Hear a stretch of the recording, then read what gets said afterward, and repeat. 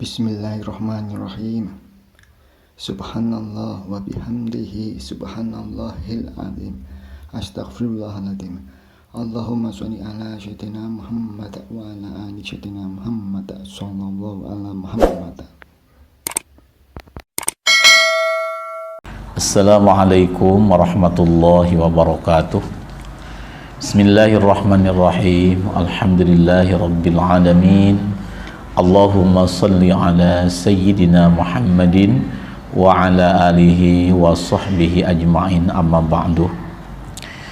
Sahabat-sahabat YouTube yang saya hormati, alhamdulillah kita bisa berjumpa lagi. Semoga semuanya dalam ridho Allah Subhanahu wa ta'ala.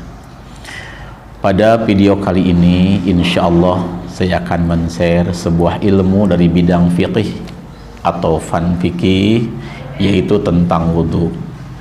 Hitung-hitung kita video-video yang dulu banyaknya men-share tentang wiridan, tentang doa-doa.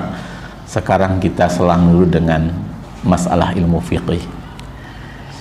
Yang akan saya share adalah ilmu fikih bab wudu dari mazhab Imam Syafi'i radhiyallahu ta'ala anhu. Jadi maaf bila nanti dalam penyampaian saya ada yang tidak pas dengan pendapat salah sebagian para sahabat YouTube. Kita tidak perlu berdebat atau bertengkar, cukup kita amalkan yang kita yakini, yang kita ikuti. Dalam hal ini saya menyampaikan ilmu fiqih bermazhabkan Imam Syafi'i radhiyallahu anhu. Adapun kitab yang saya jadikan sumber dalam menyampaikan faidah ini adalah dari kitab Taushikh Ana Ibni Qasim yang disusun oleh Syekh Nawawi Al-Bantani rahimahullah. Dalam penerangannya saya juga mengambil dari kitab-kitab yang lain seperti Al-Muhadzab, kitab Sulamut Taufiq, dari kitab Sarah Sulamul Munajat dan yang lainnya untuk menjadi faidah yang lebih banyak. Sebelum saya mulai membaca kitab ini, terlebih dahulu saya mengaturkan terima kasih yang sebesar-besarnya kepada para sahabat-sahabat YouTube dengan men-subscribe, like, dan men-share-nya. Semoga menjadi amal kebaikan yang diterima Allah Subhanahu wa ta'ala. Bismillahirrahmanirrahim. Qala muallifu hadzal kitab rahimahullah wa nafa'ana bihi wa bi ulumihi fid dharaini amin ya rabbal alamin. Wa furudul wudu'i lan utawi pirang-pirang paduna wudu iku sittatu asya'a, aya genap pirang-pirang perkara. Artinya di dalam mazhab Imam Syafi'i terangkan bahwa fardunya wudu itu semuanya ada 6. Yang 6 ini akan saya ceritakan satu persatu, tapi mohon maaf mungkin akan dibacakan sesingkat mungkin mengingat waktu yang tersedia, juga supaya mudah dipahami oleh sahabat-sahabat. Untuk hal-hal masalah yang lebih dalam bisa langsung dicari dalam kitabnya. Fardunya wudu ada 6. Yang pertama ahaduha an-niyatu. Yang pertama adalah niat berwudu inda ghusli awwali juz'in minal wajhi, ketika air sampai di wajah kita berniat. Di mana tempatnya niat? Dalam hati. Adapun mengucapkan niat hukumnya hanya sunnah. Jadi sah saja kita kalau wudu, lisan kita, mulut kita tidak mengucapkan niat, tapi hati berniat, itu sah. Tetapi tidak sah kalau hanya dalam mulut sementara hati tidak berniat. Bagaimana lafadznya niat? Yang sudah masyhur di kita adalah nawaitul wudu'a fardhan lillahi ta'ala. Artinya aku niat berwudu fardu karena Allah. Atau juga ada yang begini, nawaitul wudu'a li raf'il hadatsil asghari fardhan lillahi ta'ala. Aku niat berwudu karena menghilangkan hadas besar, hadas kecil, fardu karena Allah. Itu lafadz niat wudu. Kemudian yang kedua, wasani ghuslu jami'il wajhi. Yang kedua, fardunya wudu itu adalah membasuh seluruh wajah. Yang mana batas wajah dari atas mimmana bitisa'rir ra'si, dari mulai tumbuhnya rambut yang di kepala, berarti bagian depan, ila muntahazzaqan, sampai dagu yang paling dalam ke sini. Itu dari atas ke bawah. Dari pinggir, minal uzun ilal uzun, dari telinga yang kanan ke telinga yang kiri. Itu batas wajah yang wajib dibasuh ketika kita berwudu. Kemudian yang ketiga, wasalisu lan utawi kang kaping telu, yang nomor tiga iku ghuslul yadaini, membasuh kedua tangan. Yang ketiga, membasuh kedua tangan dari mana? Ilal mirfaqaini, sampai ke sikut dua, ay ma'ahuma, tegasnya beserta kedua sikutnya. Jadi dari mulai ujung jari sampai ke sini, sampai sikut lebih sedikit supaya lebih sempurna. Nah, sampai sini. Itu fardhu wudu yang ketiga. Di sini di dalam kitab Taushih ayat ma'ahuma, tegasnya beserta sikutnya. Jadi sikutnya harus terbawa, dibasuh semuanya. Kemudian yang keempat, warabi'u mashu ba'dir ra'si. Yang keempat, fardunya wudu itu mengusap. Mengusap yang tadi membasuh, sekarang mengusap sebagian kepala atau rambut yang ada di kepala. Bahkan walau ba'da sya'ratin wahidatin, walaupun yang kita usap itu hanya sepotong rambut, selembar rambut sepotongnya kita usap, itu cukup. Yang penting fi haddihi, rambut tadi ada di batas kepala, seperti itu sah, cukup. Jadi tidak perlu seluruhnya, boleh hanya sebagian saja. Kemudian yang kelima, fardunya wudu itu wal khamisu ghuslur rijlaini ilal ka'bain. Yang kelima, membasuh kedua kaki sampai ka'bain. Ka'bain itu kalau orang Sunda bilang memuncangan, itu di atasnya dampal kita ada tulang yang menonjol, itu namanya ka'bain. Ay ma'ahuma, kata Syekh Nawawi, tegasnya beserta ka'bain. Jadi di atas ka'bain sedikit, nah, ada tulang yang menonjol di atas dampal kita, itu namanya ka'bun. Ka'bain berarti dua tulang yang menjekul, nah, apa namanya itu, memuncangan dua, orang Sunda bilang seperti itu.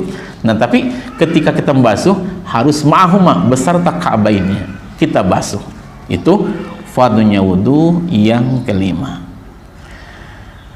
Lalu dari mana dalilnya bahwasanya membasuh wajah adalah wajib, membasuh tangan adalah wajib, mengusap sirah adalah wajib, membasuh kaki adalah wajib? Nah, untuk dalilnya diterangkan di dalam kitab Al-Muhadzab Fikih Imam Syafi'i. Dalilnya dari firman Allah suratul Maidah. Adapun yang pertama tadi, niat, dalilnya diambil dari hadis Rasulullah, innamal a'malu binniyat. Dan yang empat ini, yang empat tentang membasuh wajah, membasuh tangan, mengusap kepala, membasuh kaki, dalilnya dari firman Allah Subhanahu wa taala di dalam Al-Qur'an surah Al-Maidah ayat 6 yang berbunyi seperti ini. A'udzubillahi minasyaitonir rajim. Bismillahirrahmanirrahim. Ya ayyuhalladzina amanu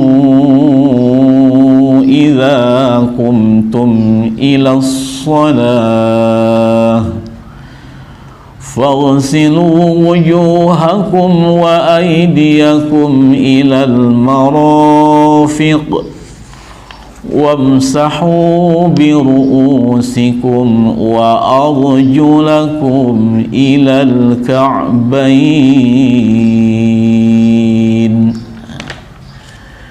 Artinya wallahu a'lam bihaqiqatil murad. Saya ambil tafsirnya dari tafsir Jalalain.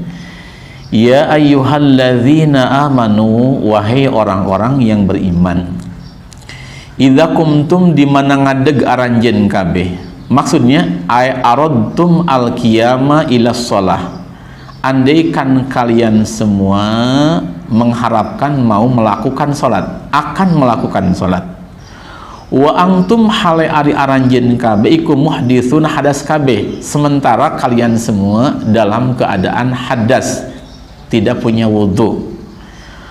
Fagsilu wujuhakum, fagsilu mangka ngumbah aranjeun kabeh wujuhakum akan wajah-wajah aranjeun kabeh, wa aidiyakum dan membasuh tangan-tangan aranjeun kabeh kalian semua, ilal marafiqi sampai pirang-pirang sikut. Di dalam tafsir ay ma'ahuma tegasna beserta kedua sikut, ay ma'aha tegasna serta marafiq, artinya beserta sikutnya kita basuh. Kemudian wamsahu lan ngusap aranjeun kabeh, biruusikum akan kepala-kepala aranjeun kabeh atau rambut yang ada di kepala kalian semua. Kemudian wa arjulakum dan membasuh kalian semua akan kaki-kaki kalian semua. Di dalam lafaz arjulakum bin nasbi atfan ala aidiyakum, lamnya dibaca arjulakum, diatofkan ke lafaz aidiyakum. Jadi kaki itu bukan diusap menurut mazhab Imam Syafi'i, tapi sama seperti tangan dibasuh, dikumbah seperti itu. Sampai mana? Ilal ka'bain, sampai memuncangan dua. Tadi saya sudah jelaskan tulang yang ada di atas telapak kaki. Ay ma'ahuma tegasna beserta ka'bain. Itu dalil tentang kewajibannya 4 anggota wajah, tangan, kemudian kepala dan membasuh kaki dari Al-Quran surah Al-Maidah ayat ke-6. Selanjutnya wasadisu, adapun fardhunya wudu yang ke-6 iku at-tartibu, tartib. Jadi yang ke-6 tentang fardhunya wudu itu adalah tartib. Mana dalilnya? Di dalam kitab Muhadzab diterangkan yajibu ayyurattiba al-wudu'a, wajib kita harus menartibkan dalam wudu. Apa sebab? Lidalili qaulihi ta'ala, karena dalil firman Allah Ta'ala faghsilu wujuhakum wa aydiyakum ilal marafiq, sampai akhir ayat yang telah saya sebutkan tadi. Itu tentang fardhunya wudu. 6, pertama niat, kedua membasuh wajah, ketiga membasuh tangan, yang keempat adalah mengusap kepala atau rambut di kepala, yang kelima adalah membasuh kaki, dan yang keenam adalah tartib.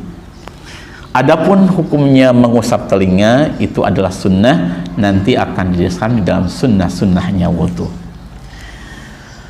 Selanjutnya para sahabat sekalian, setelah membicarakan tentang fardunya wudu, lalu saya akan menyampaikan tentang sunnahnya wudu, supaya dalam ibadah ini lebih sempurna. Fardu kita jalankan, sunnah pun kita lakukan. Wa sunanuhu, lan utawi pirang-pirang sunnahna wudu iku asyaratu asya'a, ada 10. Artinya sunnahnya wudu yang diceritakan dalam kitab Tausyih ini ada 10 macam, yang mana selain 10 masih banyak lagi diceritakan dalam kitab yang lain. Ini di sini cuma diceritakan 10 saja. Mana yang 10 itu? Pertama at-tasmiyatu, pertama kita membaca bismillahirrahmanirrahim awalahu, ketika kita mulai berwudu. Bismillahirrahmanirrahim itu hukumnya sunnah. Kalau lupa di awal, boleh kita di tengah-tengah wudu. Lupa di awal, lupa di tengah, ingat setelah selesai, maka tidak perlu baca bismillah, karena lifawati waktiha, sudah selesai, sudah lewat waktunya sunnah membaca bismillahirrahmanirrahim. Yang kedua wa ghuslul kaffaini, dan membasuh kedua telapak tangan, ilal kaw'aini, sampai pergelangan. Setelah membaca bismillah, kita basuh kedua telapak tangan sampai pergelangan kita. Qoblal madmadah, sebelum kita melakukan kumur-kumur. Kemudian yang ketiga wal madmadatu, dan yang ketiga adalah kita berkumur, memasukkan air ke dalam mulut lalu kita keluarkan lagi. Yang keempat wal istinsyaqu ba'dal madmadah, yang keempat kita masukkan air ke dalam lubang hidung kemudian kita keluarkan lagi, itu namanya istinsyaq. Orang Sunda bilang nyingsrep, seperti itu. Kemudian yang kelima wa mashu jami'ir ra'si, dan membasuh seluruh kepala. Tadi sudah diterangkan di dalam yang fardu, kalau mengusap sebagian, wa mashu jami'ir ra'si, lan ngusap, maaf bukan membasuh, wa mashu jami'ir ra'si, dan ngusap seluruhnya kepala. Sudah saya terangkan di dalam tadi yang tentang fardu wudu, kalau mengusap sebagian itu fardu hukumnya. Selembar rambut ataupun lebih, sebagian kepala ataupun lebih, itu hukumnya sunnah, hukumnya fardu. Adapun mengusap seluruh kepala diusap kita, atau seluruh rambut kita usap, maka itu hukumnya adalah sunnah. Fardu sebagiannya, sunnah seluruh kepala kita usap. Itu sunnah wudu yang nomor 5. Kemudian wa mashu jami'il udhunaini, dan yang keenam adalah mengusap seluruhnya telinga dua. Ada keterangan di dalam kitab I'anatul Talibin, caranya masukkan ibu jari kita dan telunjuk kita ke air, kemudian telunjuk masukkan ke lubang telinga untuk membersihkan yang bagian dalam, dan ibu jari kita gosok-gosokkan di telinga bagian luar. Itu cara-cara mengusap telinga yang lebih sempurna. Kemudian wa takhlilul lihyati al-qithati, dan menyuai-nyuai jenggot atau godeng yang tebal bagi seorang laki-laki ketika wudu, itu hukumnya sunnah. Ada seorang laki-laki punya jenggot yang tebal, punya godeng yang tebal, maka ketika wudu, ketika membasuh wajah, itu sunnah ditakhlil, disuai-suai. Maksudnya supaya ada air yang masuk ke dalam. Bagaimana kalau tipis? Kalau tipis itu maksudnya, kalau tipis itu tidak sunnah, tapi wajib supaya air masuk ke dalam. Kalau tipis mah. Kalau perempuan mah mau tebal mau tipis, itu wajib hukumnya ditakhlil supaya air masuk ke bagian kulitnya atau ke bagian pangkalnya daripada rambut, godeng atau janggut tadi, seperti itu. Kemudian yang ketujuh wasabi'atu, yang ke berapa? Masih yang ketujuh juga, wa takhlilu asabi'il yadaini warijlain, dan menyela-nyela ramo-ramo atau jari-jari tangan dua dan kaki dua. Begini, kalau untuk kedua tangan begini, nah, di tasbik, di kapu rancang katanya, seperti begini, itu hukumnya sunnah. Kalau untuk kaki, dari bagian bawah oleh jari kita, oleh kelingking kita atau oleh jari-jari kita di tasbik, diginikan. Ini misalnya mau kaki begitu kan. Nah, itu takhlil namanya. Kemudian wa taqdimul yumna, yang kedelapan sunnahnya wudu itu wa taqdimul yumna min yadaihi wa rijlaihi alal yusra minhuma. Termasuk sunnahnya wudu yang kedelapan adalah ketika kita membasuh tangan, ketika kita membasuh kaki, dahulukan tangan yang kanan dan kaki yang kanan. Baru setelah tangan yang kanan kita basuh tangan yang kiri, setelah kaki yang kanan kita basuh kaki yang kiri. Itu hukumnya sunnah. Wattasi'atu, adapun sunnahnya wudu yang kesembilan, iku at-taharatu salasan. Artinya sunnah ketika kita membasuh wajah, membasuh tangan, membasuh kaki, mengusap kepala, itu sunnat 3 kali. Hukumnya sunnah. Yang ke-10 wal mualatu, dan tuluy-tuluy atau terus-terus, tidak ada jeda yang lama, itu hukumnya sunnah. Maksudnya habis kita membasuh wajah langsung kita mengumbah tangan, setelah tangan langsung ke kepala, langsung ke kaki, itu namanya mualah.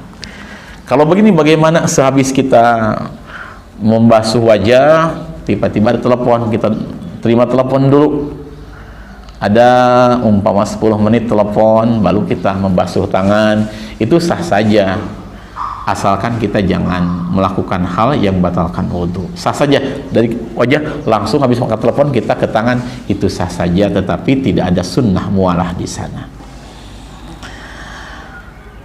Itu ada 10 yang telah saya ceritakan tadi. Kemudian di dalam kitab wa baqiya lil wudu'i sunnanun ukhra madhkuratun fil mutawwalat, artinya selain daripada sunnah yang 10 masih ada sunnah-sunnah yang lain dalam wudu yang akan diceritakan di kitab-kitab yang lain yang lebih besar. Antara lain termasuk sunnah wudu adalah ad-du'a'u al-masyhur akibahu, membaca doa yang masyhur setelah wudu. Insyaallah nanti di akhir video saya akan bacakan doa yang dianjurkan setelah kita berwudu. Kemudian watarkut tanshib bila udrin, jangan sampai habis wudu diserbet, itu hukumnya makruh. Biarkan air itu lama di dalam tubuh kita. Itu tarkut tanshib, meninggalkan nyerbet, meninggalkan mengelap. Nah, habis wudu sebaiknya jangan dilap, jangan diserbet, biarkan lama air wudu menempel di tubuh kita, di wajah kita, di tangan kita. Itu hukumnya sunnah. Cuma diceritakannya di dalam kitab-kitab yang lain, antara lain di kitab I'anatul Talibin, syarahnya Fathul Mu'in. Itu tentang sunnahnya wudu yang bisa saya sampaikan di sini. Selanjutnya para sahabat-sahabat YouTube yang saya hormati, setelah mengetahui tentang fardhunya wudu, tentang sunnahnya wudu, kita sempurnakan mengetahui tentang hal yang membatalkan wudu. Perlu saya ingatkan lagi bahwa fikih yang saya bacakan ini adalah fikih madhab Imam Syafi'i radhiyallahu ta'ala anhu. Jadi andaikan ada sahabat yang berbeda madhab, tidak perlu berdebat, tidak perlu bertengkar. Ini adalah madhab Imam Syafi'i. Diterangkan di dalam kitab ini, walladzi yunqidu al-wudu'a khamsatu asya'a. Adapun hal-hal yang membatalkan wudu itu semuanya ada 5. Saya akan ceritakan singkat saja. Yang pertama, ahaduha ma kharaja min ahadis sabilaini minal qubuli wad duburi min mutawaddiin hayyin wadihin mu'tadan kana al-khariju aw nadiran. Artinya yang pertama yang batalkan wudu itu adalah keluarnya sesuatu dari kubul dan dubur, balik yang terbiasa ataupun yang tidak terbiasa. Yang terbiasa seperti air kencing, tinja, itu yang biasa. Yang tidak terbiasa itu yang langka seperti darah dan lain sebagainya, itu membatalkan wudu. Wasani an-naumu ala ghairi hayatil mutamakkin. Yang kedua adalah tidur. Posisi tidurnya kita terlentang atau sambil berdiri, itu bisa membatalkan wudu. Adapun sambil duduk, yang penting duduk yang mutamakin. Maksudnya si pantat kita tidak bergerak-gerak, tidak kesana kemari, kita tetap ajeg, maka itu tidak membatalkan wudu. Tetapi untuk ihtiyat, untuk lebih berhati-hati, andaikan kita punya wudu kemudian kita tidur, baiknya kita wudu saja. Seperti itu untuk ihtiyatnya. Cuma kalau sambil duduk mah itu tidak batal asalkan mutamakin, tidak bergerak-gerak pantatnya. Kemudian juga kitanya orangnya mu'tadil, orang yang tidak terlalu gemuk, tidak terlalu kurus, maka itu tidak batal wudu. Cuma sekali lagi ihtiyatnya, hati-hatinya, enakan wudu saja. Wasalisu zawalul akli bisa karin au marodin au junun au igmain. Yang ketiga yang batalkan wudu itu adalah hilangnya akal, baik itu karena sakit, umpama ada orang sakit panas, punya wudu, orang sakit panas, saking dahsyatnya sakit sampai dia lupa ingatan, itu batal wudunya. Atau juga dia pingsan, itu pun sama bisa membatalkan wudu. Warabi'u lamsur rajuli al-mar'atal ajnabiyah.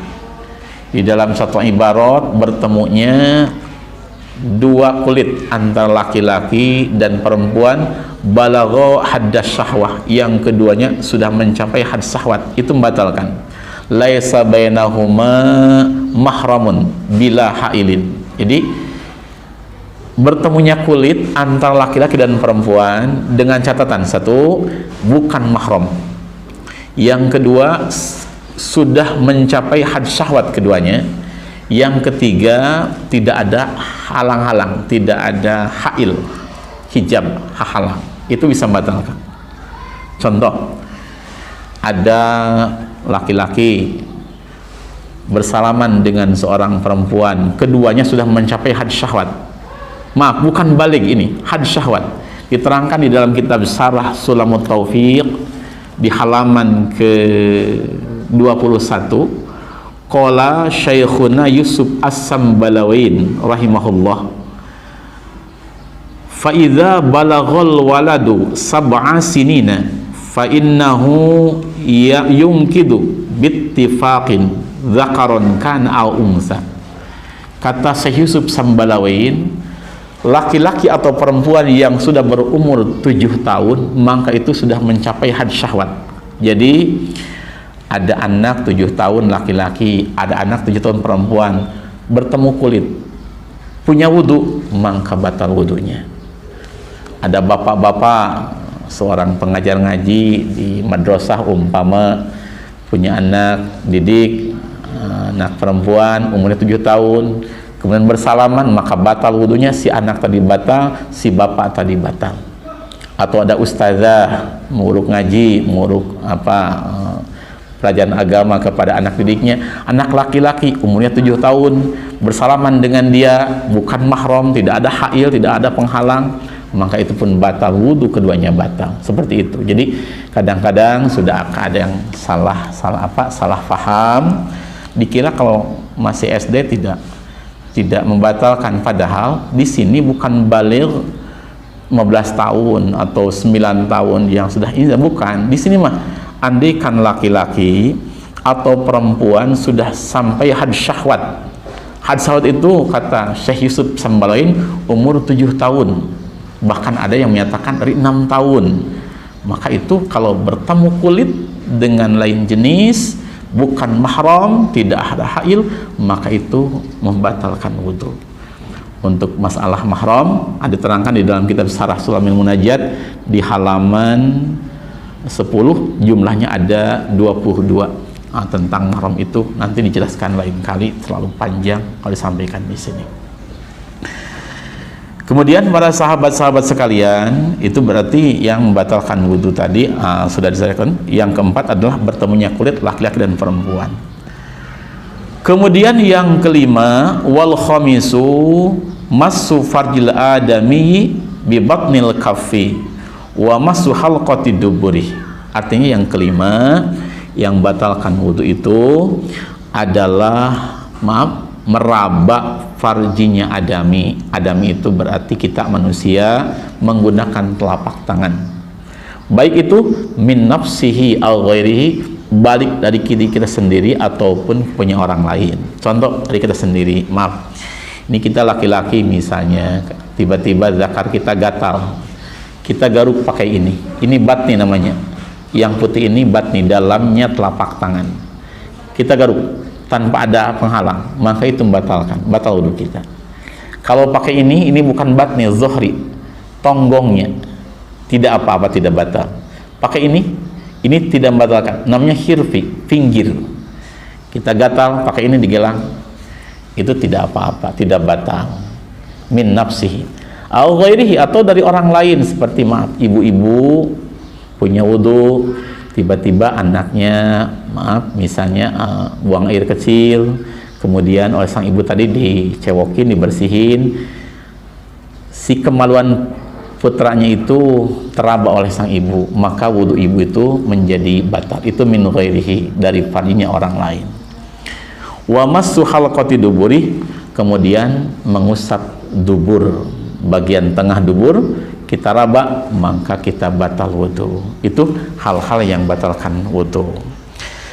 Sahabat YouTube yang saya hormati, kemudian kita berlanjut kepada hal-hal yang diharamkan kepada orang yang tidak punya wudu, supaya lebih sempurna di dalam pembahasan bab wudu ini. Diterangkan di dalam kitab Tausih halaman 47, wa yahru 'alal muhditsi hadasan asghara, diharamkan kepada orang yang tidak punya wudu naon salah satu asya'a, tilu pirang-pirang perkara. Ada 3 hal yang tidak boleh dilakukan oleh orang yang tidak punya wudu. Apa 3 hal tadi? Pertama, as-salatu, pertama haram orang yang tidak punya wudu melakukan salat. Yang kedua, wat tawafu, orang yang tidak punya wudu diharamkan melakukan tawaf. Tawaf itu mengelilingi Ka'bah di Baitullah. Biasanya ketika kita manasik, baik haji atau umroh, diterangkan solusi ketika kita tawaf. Biasanya ada yang taklid ke Imam Malik, ada yang taklid ke Imam Abu Hanifah, dan berbagai macam kaifiyah supaya sah tawafnya, dikarenakan tidak mungkin kita menjaga wudu terus bermadzhab Imam Syafi'i andaikan dengan keadaan di Masjidil Haram menik Ka'bah yang begitu banyak orang. Biasanya ada solusi nanti dari KBIH atau pembimbing haji dan umroh, solusi untuk jamaah supaya tawafnya menjadi sah. Jadi pertama haram salat, kedua tawaf. Yang ketiga, wa massul mushafi wa hamluhu, diharamkan bagi orang yang tidak punya wudu mengusap Al-Quran dan membawa Al-Quran, itu haram. Kecuali boleh kita tidak punya Al-Quran, andaikan Quran disimpan di benda yang lain dengan kita berniat membawa benda tadi. Contoh, kita mau pergi ziarah umpama, kemudian kita bawa Quran tadi disimpan di tas kita. Nah, ketika di bis kita batal wudu, boleh kita membawa tas itu dengan niat membawa tas, bukan niat kita membawa Al-Quran, seperti itu. Atau juga ada yang ditulis di dalam uang atau bentuk azimah yang tujuan untuk dibaca, maka boleh dibawa, dipegang ketika orang sedang tidak punya wudu. Itu secara singkat sahabat-sahabat sekalian tentang hal yang diharamkan bagi orang yang tidak punya wudu. Terakhir, saya akan sampaikan doa wudu, artinya doa setelah wudu yang doa sangat agung sekali faidahnya dan sangat dianjurkan untuk dibaca. Sebelum saya membacakan hadis tentang doa wudu, saya ulangi sedikit ke awal. Tadi saya bilang ketika kita membasuh tangan dan kaki hendaknya di atas had yang tersebutkan. Tangan dari sini sampai sikut hendaknya sampai lebih. Diterangkan di dalam kitab Sulamun Najat, wa yajibu fil wajhi wal yadain warijlain ghuslu juz'in fauqa hududiha, artinya ketika kita basuh wajah, basuh tangan, basuh kaki hendaknya di atas had yang telah ditentukan itu. Sikut usahakan sampai atas sikut, wajah usahakan sampai ke bagian belakang telinga, kaki usahakan sampai di atasnya ka'bain. Ada satu kaidah, ma la yatimul wajibu illa bihi fahuwa wajibun. Tidak akan sempurna kita membasuh tangan andaikan tidak di atasnya sikut, maka hukumnya membasuh sampai atas sikut adalah wajib. Itu kena ke kaidah yang tadi supaya kita sempurna dalam wudunya, dalam membasuh anggota wudunya. Sahabat-sahabat YouTube yang saya hormati, kemudian yang terakhir tentang doa wudu. Saya membaca di kitab I'anatul Talibin juz pertama di halaman ke-54. Diterangkan di sini sunnah setelah wudu kita membaca syahadat dan membaca doa. Yang mana diterangkan di dalam hadis riwayat Imam Muslim, an Rasulillah, diceritakan dari baginda Rasulullah sallallahu alaihi wasallam. Ini hadis sahih riwayat Imam Muslim. Sabda Rasul, man tawaddoa, siapa orang berwudu.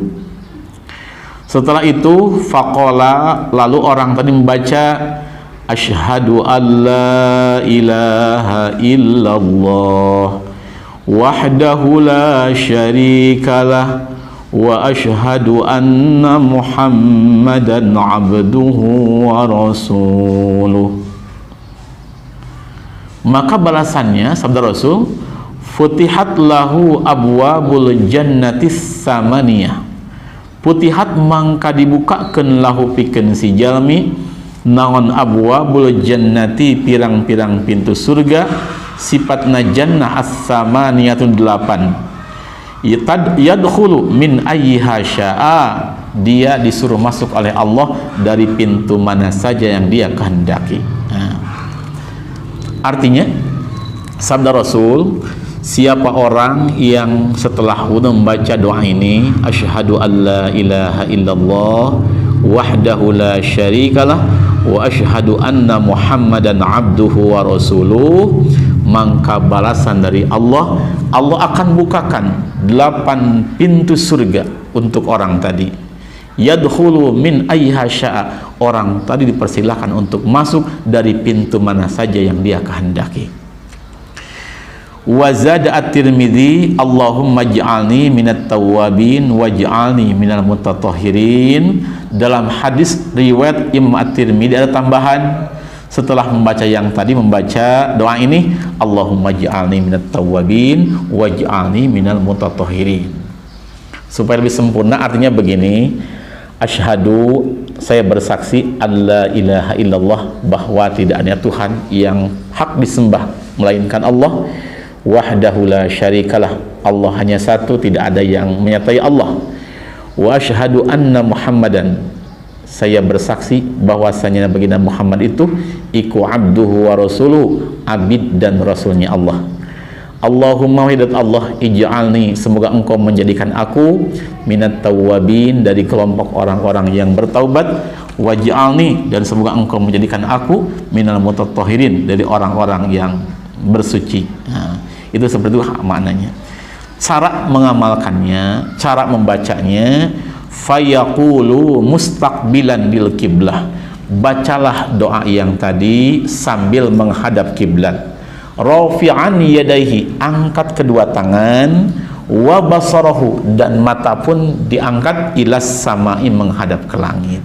Walau a'ma, walaupun orang yang berdoa tadi orangnya buta, tidak bisa melihat, tetap dianjurkan angkat kedua tangan, mata kita hadapkan ke langit. Seperti itu para sahabat sekalian, doa setelah wudu. Insya Allah untuk doa setelah wudu nanti saya akan tulis di deskripsi supaya bisa diamalkan, bagi yang tidak hafal bisa dibaca. Sahabat-sahabat YouTube yang saya hormati, hanya itu video yang bisa saya sampaikan. Sebelum saya tutup dengan salam, sekali lagi mohon maaf yang sebesar-besarnya bila dalam penyampaian ada kekurangan, ada kesalahan. Kalau ada yang benar, semata-mata follow dari Allah. Bila banyak yang salah, itu adalah kebutuhan saya. Untuk yang lebih sempurna, lebih jelas, bisa dilihat di kitab langsung atau datang langsung kepada para alim, kepada para kiai. Ini hanyalah ilmu tambahan. Mungkin di antara para sahabat yang tidak ada kesempatan untuk datang ke majlis ta'lim, datang langsung ke para kiai, semoga ilmu yang saya bagikan ini menjadi sedikit ilmu yang buat cahaya untuk kebaikan.